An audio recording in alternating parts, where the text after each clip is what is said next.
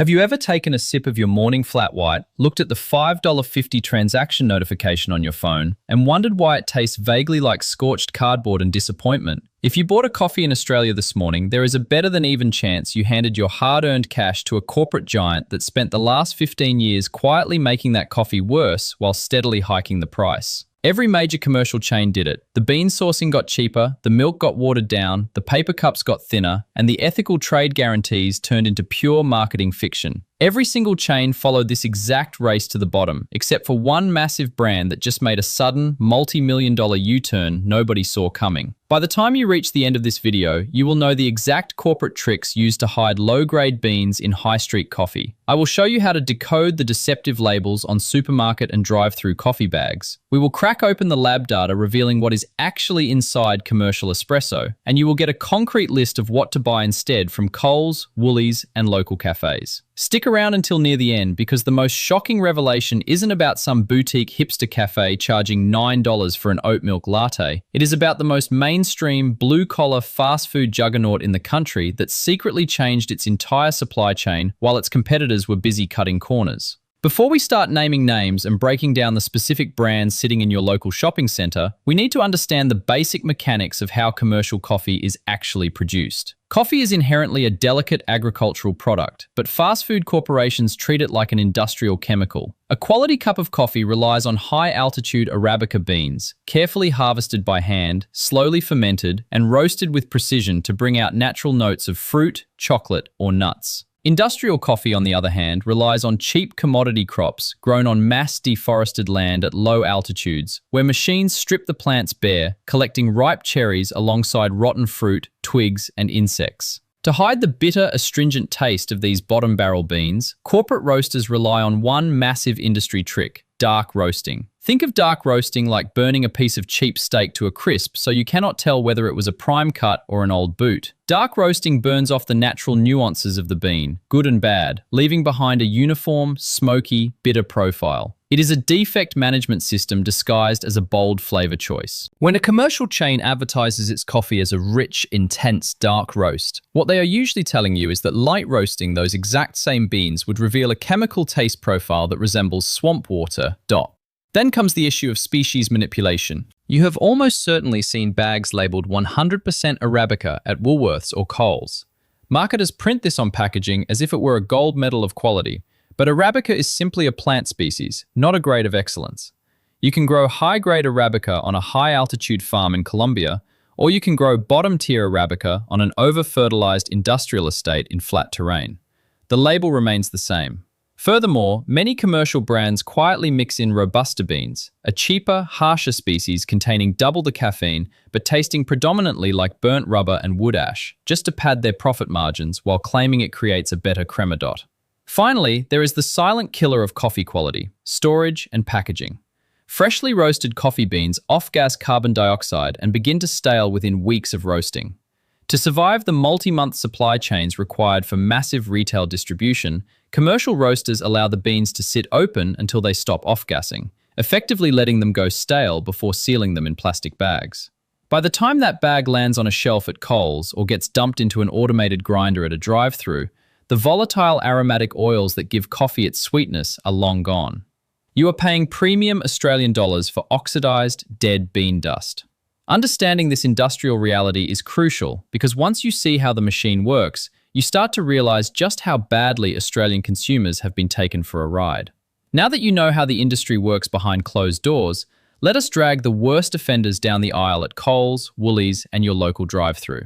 We will start with the mild corporate tricksters and work our way up to the most trusted, universally loved household brands that are selling you absolute garbage at premium prices. First on our chopping block is Vittoria Coffee. If you have walked into an Australian supermarket or eaten at an Italian bistro over the last 30 years, you know the gold packaging. Owned by Cantarella Brothers, Vittoria is marketed as the gold standard of Italian-style espresso in Australia. But here is the reality behind that shiny gold foil. While they claim to sell pure quality, independent testing by Australian consumer advocacy group Choice consistently points out that supermarket staple beans like Vittoria Espresso or Mountain Grown are intensely over-roasted. They blast those beans with extreme heat until they are completely black and sweating slick surface oils. Why? Because it masks cheap, low-altitude Arabica crops sourced at commodity bottom prices. When you pop open a bag from Woolworths at around $38 a kilo, you are not smelling artisanal roasting, you are smelling carbonized bean fat. An expert review from local specialty roasters highlights that Victoria's supermarket lines frequently show high levels of defect beans that would never pass muster in a specialty cupping lab. When brewed at home, it hits your tongue like burnt rubber mixed with ash, requiring 3 spoons of sugar or a wallop of full cream milk just to make it palatable. Victoria charges top-shelf prices for what is essentially an industrial masking exercise. If your jaw is already dropping at what passes for gold standard espresso in Australia, hit that subscribe button right now, because we are just getting started and your pantry is about to get a serious reality check.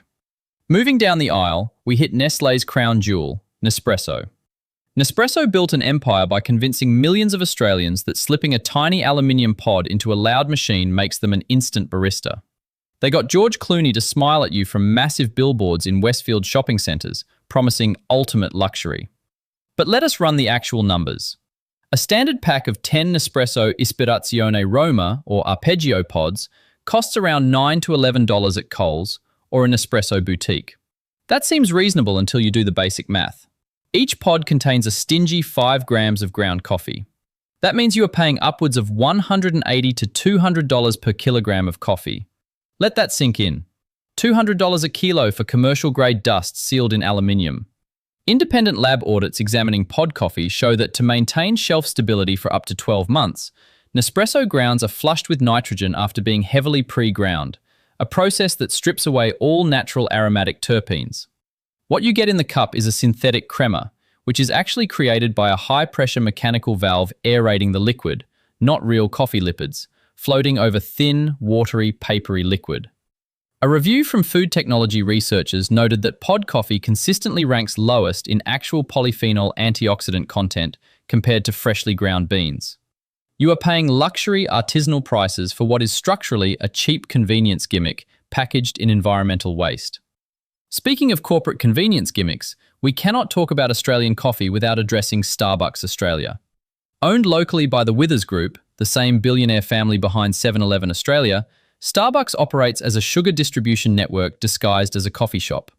Walk into any store in Sydney or Melbourne, and you will see students paying $7 to $9 for a venti iced caramel macchiato. But what are you actually paying for? The base espresso used across Starbucks Australia is their famous Pike Place roast. Specialty coffee experts and lab evaluations have repeatedly criticised Pike Place for being roasted so dark it borders on thermal destruction. The beans are literally oily and black, stripping away every organic compound and leaving behind a harsh, bitter solvent taste. Starbucks does this intentionally so that the coffee taste can punch through 6 pumps of synthetic vanilla syrup, emulsified caramel drizzle, and 300 milliliters of milk. If you order a simple long black at Starbucks, the bitter, burnt astringency will strip the enamel off your teeth. A report by the Australian Competition and Consumer Commission into fast food pricing transparency highlighted how milk and syrup markups in these international chains yield profit margins over 800%. You are not buying coffee, you are buying a cup of burnt bean water drowned in 40 grams of sugar. Now, let us turn to the drive-thru king, Gloria Jeans. Founded overseas but turned into a massive Australian franchise empire under Retail Food Group, Gloria Jeans was once the default coffee shop in every regional shopping centre from Dubbo to Geelong. Today, it stands as a masterclass in corporate cost-cutting. Retail Food Group faced massive parliamentary scrutiny and franchisee revolts after allegations surfaced that corporate squeezed store owners on supply costs while quality plummeted. Gloria Jeans relies heavily on heavily flavoured beans, think Irish nut cream or French vanilla. In the coffee industry, liquid flavour coatings are the ultimate red flag. Synthetic flavour oils are sprayed directly onto cheap, stale, low-grade beans to completely hide the fact that the underlying crop is defective and flat. When you drink a flavoured coffee at Gloria Jeans for $6, your palate is hit with a cloying chemical sweetness followed by a dry, woody finish that lingers on your tongue for hours. Customer reviews on Product Review describe the coffee as tasting like perfumed hot water. It is an absolute rip-off that charges premium cafe prices for bottom-tier commodity waste. That brings us to the most ubiquitous, most trusted, and most aggressive player in the Australian coffee landscape, McDonald's McCafe. Maccas serves millions of Australians every single day. For over a decade, McCafe positioned itself as the honest, blue-collar saviour of Australian coffee, offering a $2 or $3 flat white that tasted surprisingly decent compared to international chains. But behind the scenes, the corporate machinery did what it always does. It squeezed the supply chain to maximise profit margins. Maccas buys coffee at such a staggering global volume that they simply cannot source high-grade, ethically traceable beans for every store. To keep up with demand, they shifted heavily toward mass-market commercial blends, processed through fully automated button-push espresso machines. There is no barista crafting your drink. There is an underpaid teenager pressing a touchscreen that dispenses pre-programmed shots. Lab analysis of fast food espresso shots reveals massive inconsistency in extraction times, leading to shots that are frequently under-extracted, sour, and thin. The flat white you buy for $4.50 today relies heavily on milk temperature to hide the weak, hollow espresso shot underneath. It is consistent, sure, but it is consistent mediocrity engineered in a corporate boardroom to extract maximum dollars from your morning routine. Every single one of these brands, from Vittoria on the supermarket shelf to Nespresso in your kitchen, and Starbucks, Gloria Jeans, and McCafe at the drive-thru, agreed to the exact same corporate playbook. They slashed bean quality, relied on dark roasting or sugar syrups to hide defects, cheapened their packaging, and jacked up prices every 18 months under the guise of inflation. They gambled that Australian consumers wouldn't notice the difference between rich, ethically sourced espresso and cheap, burnt industrial extract. And for 15 years, that gamble paid off. Section 5. Advanced Hydration Strategies and Specialty Solutions. When standard daily moisturizers are insufficient to manage severe, persistent dryness or compromise skin barrier function, advanced clinical hydration strategies become essential. This section explores specialized formulations, barrier repair technologies, and active ingredients tailored for intense moisture retention and skin restore. Clinical barrier repair formulations. Skin barrier restoration relies on replicating the precise physiological composition of healthy intercellular lipids, free fatty acids, cholesterol, and ceramides in a balanced molar ratio. Advanced creams go beyond simple occlusion by actively participating in epidermal repair. Physiological lipid replenishment. Products utilizing optimal lipid ratios accelerate natural barrier recovery. Look for formulations containing ceramides AP, EOP, and NP paired with phytocholesterol and omega fatty acids. Targeted occlusion. Non-comedogenic occlusives like petrolatum, high-purity shea butter, and dimethicone form a breathable seal over the stratum corneum, reducing transepidermal water loss, TEWL, significantly while underlying repair processes occur. Soothe and anti-irritation.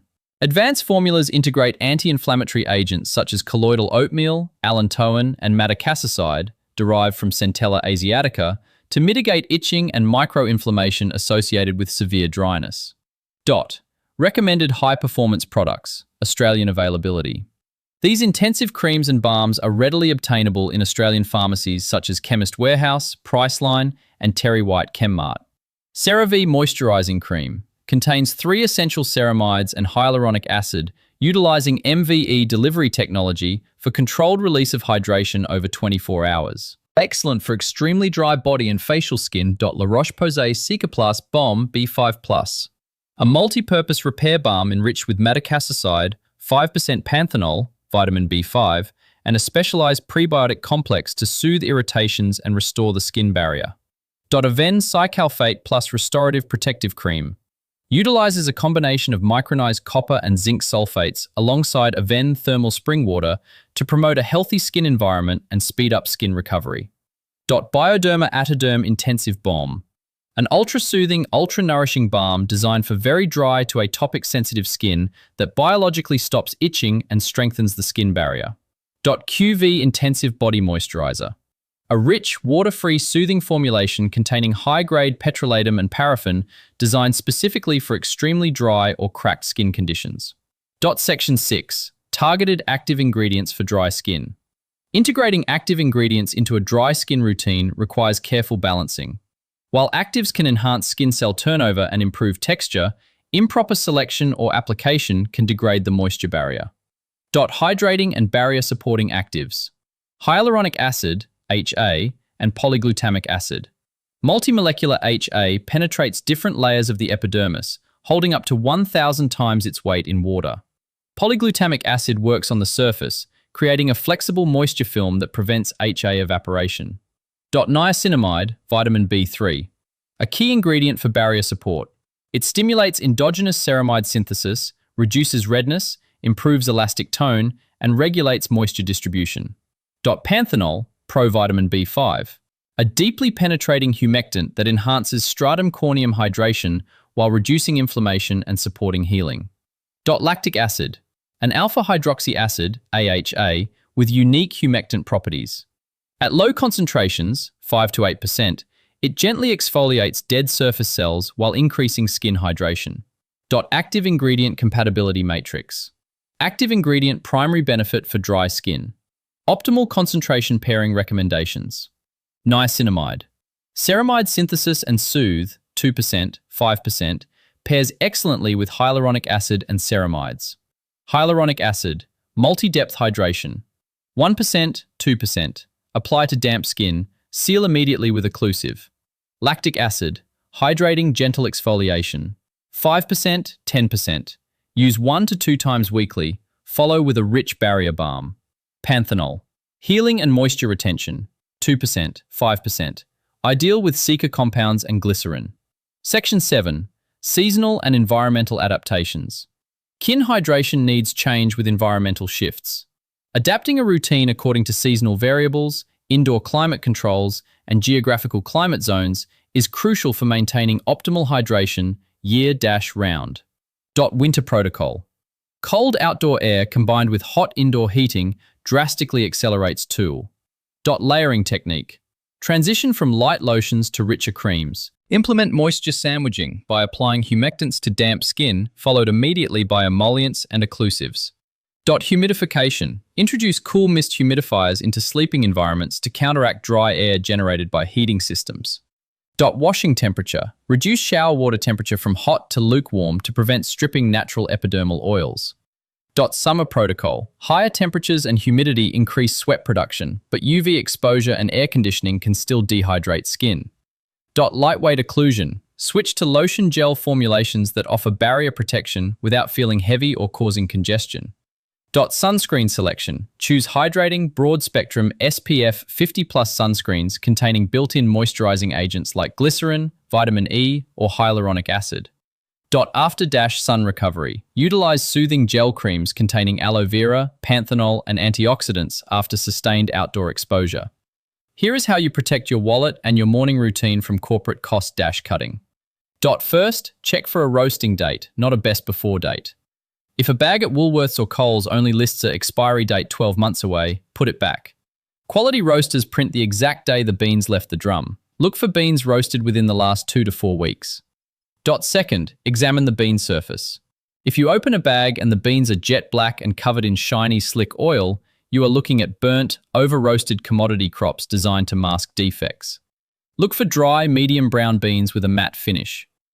Third, look for ethical traceability beyond vague claims. Words like 100% Arabica or premium blend mean nothing. Look for specific origins, farm partnerships, or certified seals like Fairtrade or Rainforest Alliance. Fourth, check the packaging liner. Real compostable and recyclable coffee packaging uses plant-based barrier films that separate during processing rather than fused polyethylene linings that trap paper in landfills. Fifth, watch the milk temperature at your local drive-thru or fast food chain.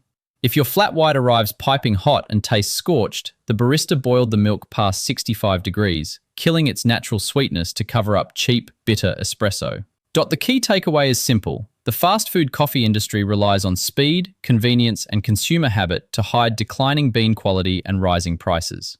When corporate holding companies prioritize margin expansion over sourcing, the product in your cup suffers. The only way to break this cycle is to vote with your dollar. Demand transparency, support roasters that pay fair prices to farmers, and stop paying $4 or more for scorched commodity water. Thanks for watching today's breakdown. If this video opened your eyes to what is sitting inside your morning cup, share it with a friend or colleague who buys a daily drive-thru coffee. They deserve to know where their money is actually going. Drop a comment below and tell me, which of these coffee brands is currently sitting in your pantry or kitchen right now? Next week, we are diving deep into Australia's major supermarket pricing structures, store brand strategies, and the supply chain moves at Coles and Woolies that nobody is talking about. Make sure to subscribe so you do not miss it. Stop buying burnt corporate water.